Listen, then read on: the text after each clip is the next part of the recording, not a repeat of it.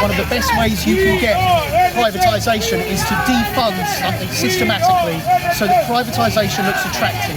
Hi, my name's Matt Searles. I'm a paramedic. I've worked for the London Ambulance Service for 22 years now, 17 of those on the front line as a clinician.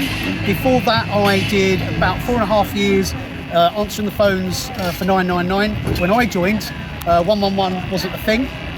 In the last 4 years, I've been a union rep, and I am here today to assist my 111 colleagues in striking and adding their voice to the many thousands up and down the country, and specifically in London right now, to protest about the fact that we've not had a conversation yet with the government regarding pay and conditions.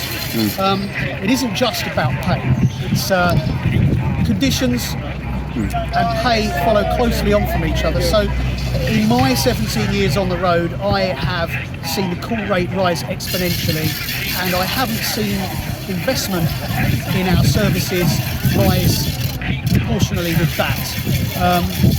My belief, and the belief of many other trade unionists, is that this is a deliberate attempt by the current government to strip mine the public purse to line their own pockets.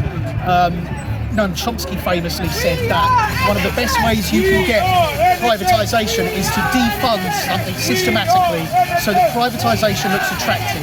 And I'm of the firm belief that certainly in the last 12 years of this administration, that has been the case. We are now at a point where my colleagues here, 111 health advisors, have a starting wage that is less than somebody working over the road there in Sainsbury's. Their starting wage is £1 an hour less. These people, although they are not emergency workers, they still have people's lives in their hands. Many people ring 111 without any idea how serious their condition could be. 5.3% of the calls that come here end up in a Category A or Category B response from people like myself, paramedics on the road. These guys do an incredibly important job under incredibly hard conditions. The turnover of staff is shockingly high. In order to have a hand in arranging today's strike action, my first order of business was to look at the huge raft of people who have left since I last did a recruitment here. People come into 111 and they are gone within minutes. They're not paid the kind of money that they ought to be paid for the level of pressure they're under. We're at pains to make it clear that these guys are us. They are frontline. This might say paramedic, their shoulders might say health advisor, but we are all in the same boat. We're all working in a difficult situation, and increasingly the message coming down from the government is you need to do more with less.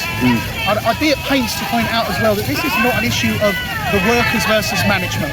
We have had very good support from management at both local and senior level within the ambulance service, because they support what we're trying to do.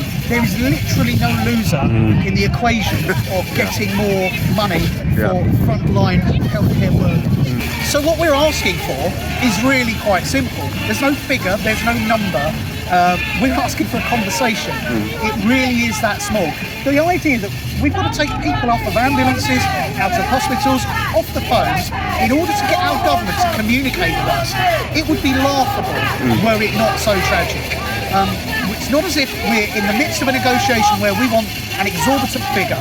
We have asked for a conversation about keeping our wages in line with inflation, and even getting to the first hurdle, we haven't managed. And that is not because of us. Our door is always open.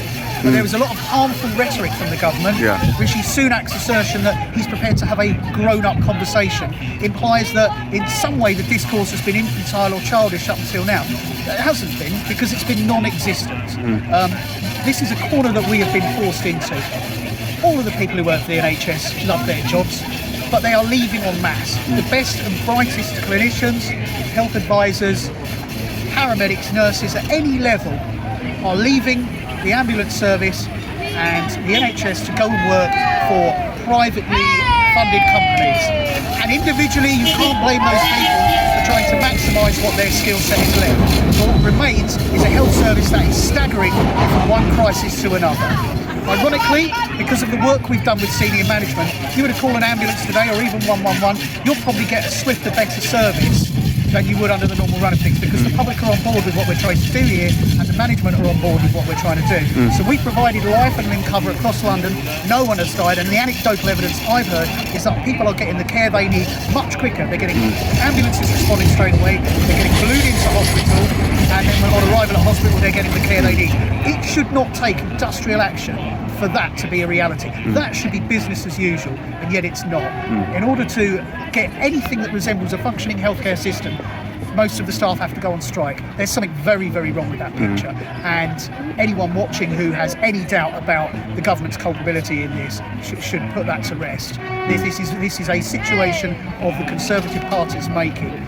They know what they're doing. They are not stupid people. They are educated individuals, and they expect us to continue to prop up their lack of investment and their lack of care with our own efforts. And the time has come for us to say, no, we're not doing it.